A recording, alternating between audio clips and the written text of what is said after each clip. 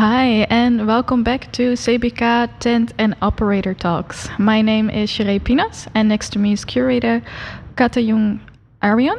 Am I saying that correctly? Yes. Okay, good. And she is the curator of the next exhibition, Who Wants to Live in a World Without Magic, opening in September at Tent. Yes. And also next to me is Natalia, I don't want to mispronounce your name, Sorzano?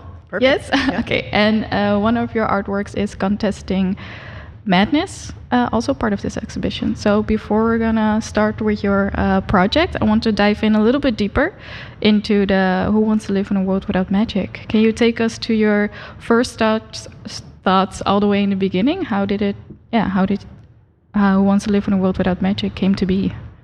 Yes, I think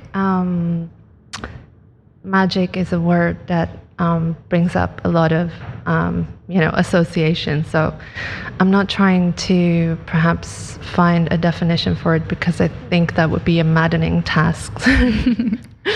But I think it's important to mention that for me, magic, the notion of magic segues into this notion of healing and how healing is also something that is currently, a very popular idiom in our online and offline realms. And for me personally, it's something that I think about a lot, what constitutes healing and how does it look like, what does it feel like, and what does it sound like, and how is that as a part of a collective process also, considering that we're currently in a moment where a lot of, we're refiguring and repositioning a lot of historical narratives that predate us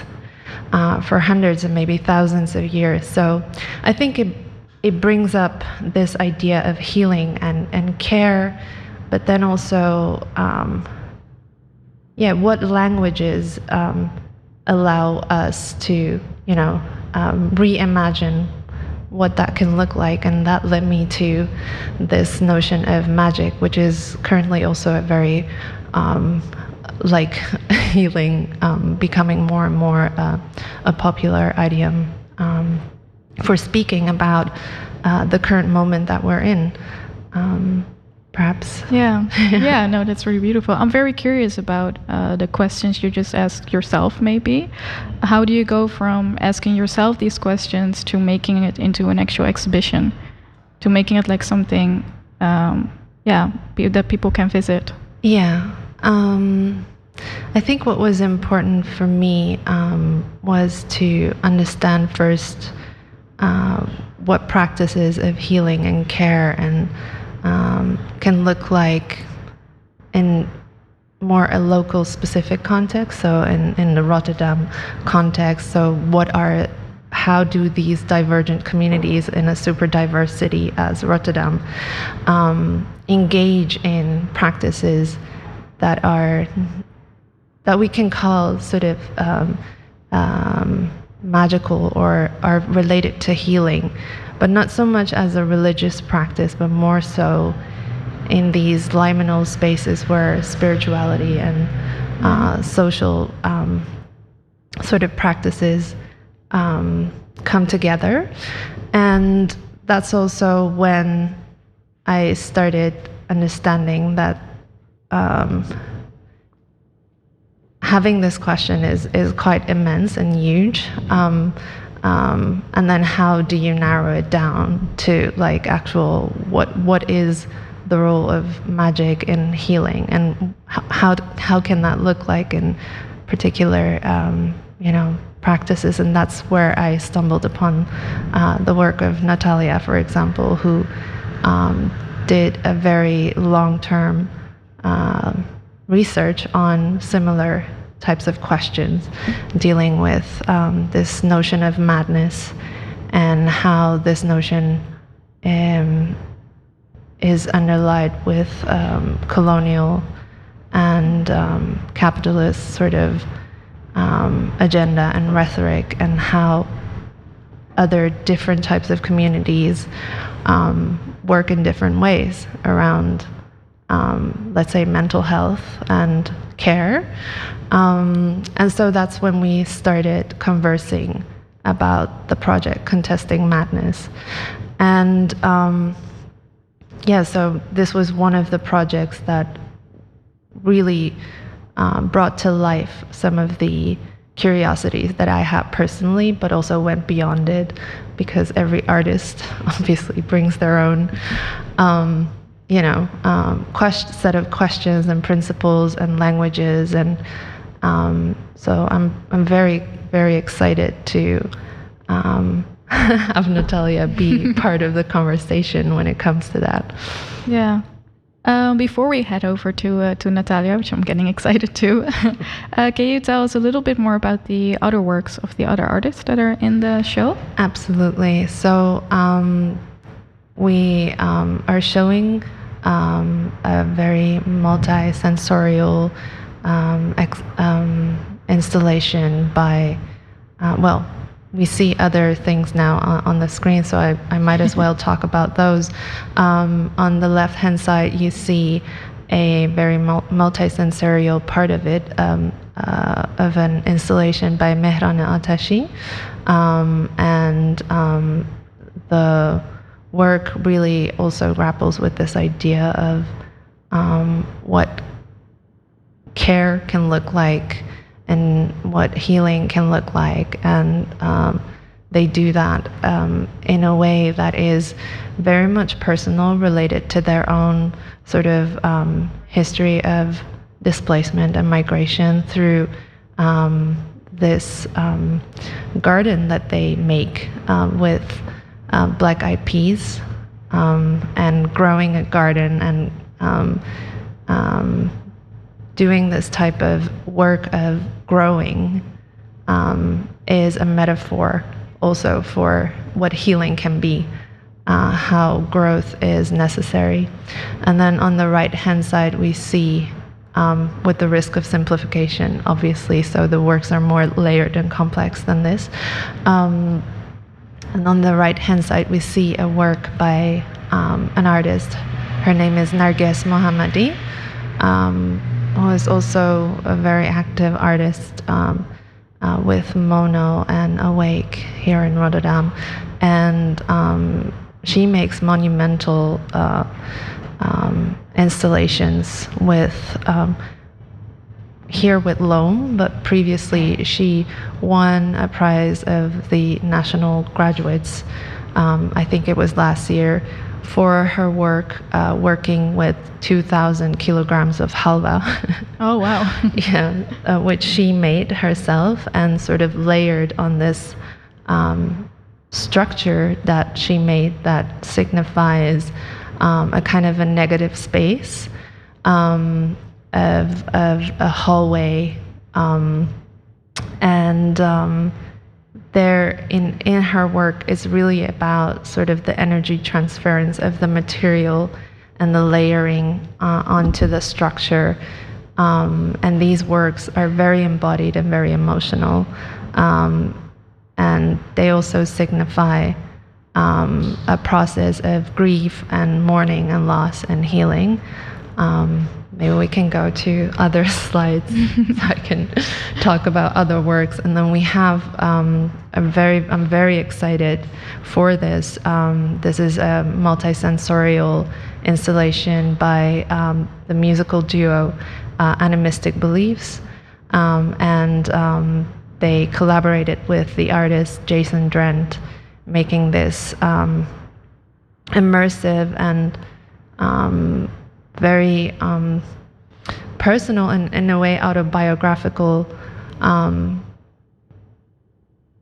AV installation, in which sort of this autobiographical elements are sort of coming together with a narrative about the age of meltdown and climate collapse, and sort of but also our sense of how like transgenerationally we are transmitted certain sort of pain and traumas, and how, and this is a conversation between the three artists, and what biculturality means to them. So these conversations started out in Rotterdam, and they took different shapes and into different platforms. And at Tent, we're showing the premiere of Cash Spirit in the Netherlands, and I'm super excited for it. And there will be also a listening session. So the events program of this project are really also connecting this idea of healing and mourning and magic to sound and listening and musical practices, alongside of more inquiries into other types of embodied sort of experiences of what this can be and look like. Yeah, that's beautiful. Thank you. I do hear you say a lot of words like magic or healing, grieving. I can imagine that there, because it's so popular, like you said, there's a lot of, I can imagine a sense of maybe pressure to not have the visitors feel uncomfortable. Or do you feel any of these feelings when you are trying to put the exhibition together, curating it? Not so much, because I think what we're trying, or what the aim is to invite the visitor to be a part of the conversation, and not so much present them with sort of uncomfortable feelings. Rather invite them and have them experience something. Yeah. And I think the works don't emanate sadness in that way. I think they are, I think this is why the term magic for me comes in. It's about, I think, really, cross-culturally and throughout history, shamans or like, healers, different types of people have often been called in as guidances in processes where politics or other types of,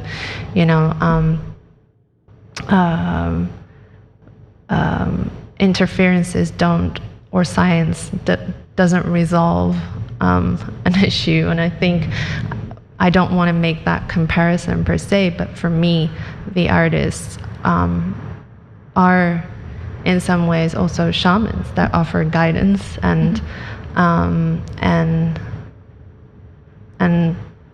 present alternatives in a way that I think can be very useful for a more collective and beyond sort of a very specific conversation that happens within this exhibition.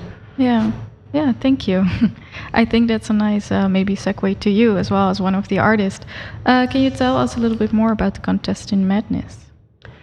Yeah, so it's installation, a video installation that is comprised of 4 chapters. So it's a 4-channel video installation. Okay.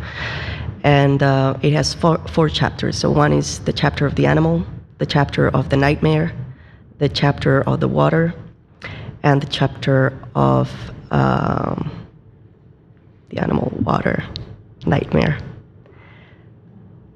the jungle. That's it. The chapter of the jungle, yeah. So the work came to be, I was doing some work before when I came back, when I started living here from Colombia. I came and did my master's here. And I had some episodes there that were related to witchcraft, and I was going through some things. And there was a time where I came here and I met a man, Fred, who was really inspiring and who led me to learn a lot of things around Vinti. I was specifically talking to him about other things that are more embedded within Colombian culture, like Santeria.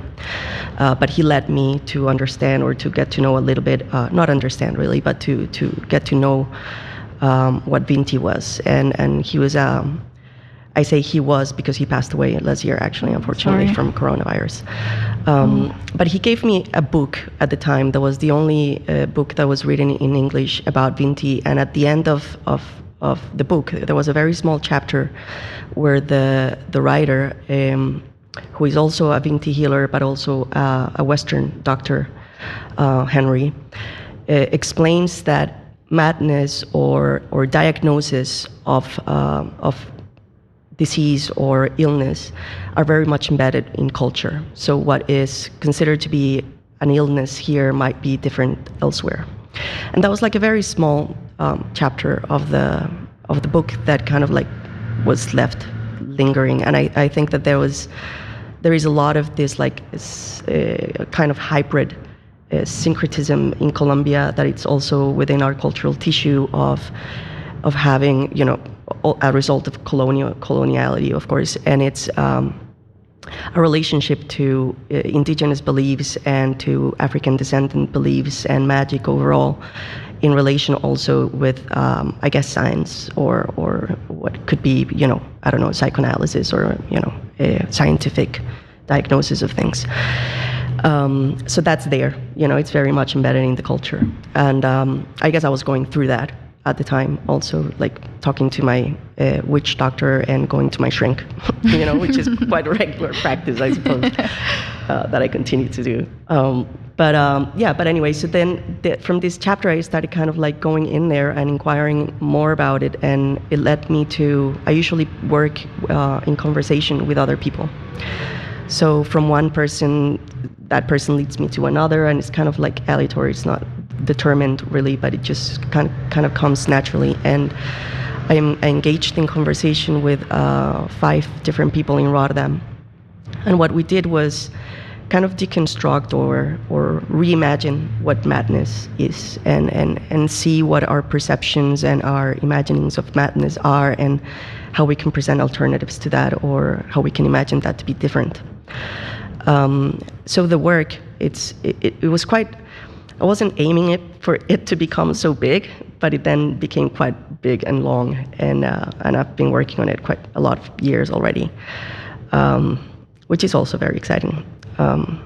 But yeah, that's why I kind of like divided it in those 4 chapters, because there was so much coming from these conversations that I also entangle with different readings and texts, and documents like literature that came to like, influence the work.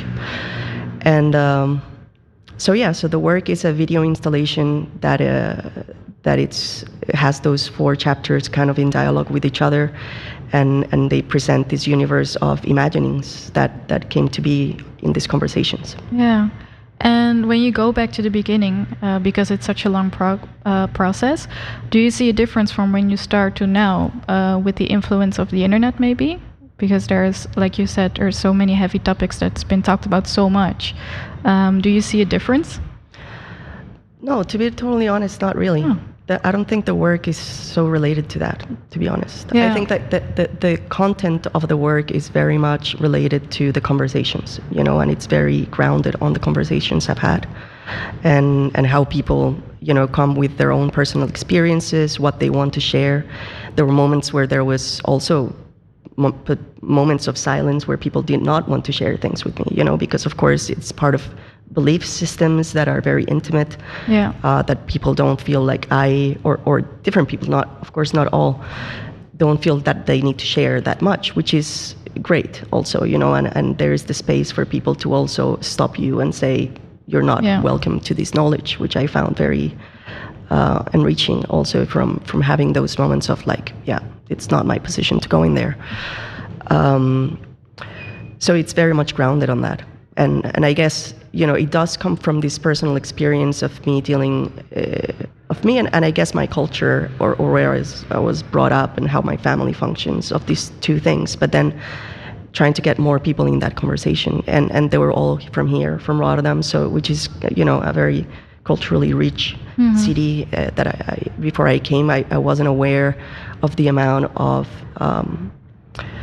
spirituality that was happening around, like ancestral beliefs, and when I came here and when I met Fred, then he kind of like, you know, brought up all these things to me, and I guess there was a very important role in Fred, in my conversations with Fred, and was realizing also that Colombians are, you know, were so colonial also, like we're also like, we need to unlearn all this, repression that was put on by missionaries and Catholicism that really kind of like killed the complete, communities and their belief systems so you kind of like, it's a way of unlearning those things and decolonizing your own beliefs, which is quite important, at least for me personally. But yeah, so no, the internet, I don't think it's, I think they're kind of like separate things. Yeah. Okay, well, thank you. Thank you for giving us these insights on your work. Where can we find updates and the opening?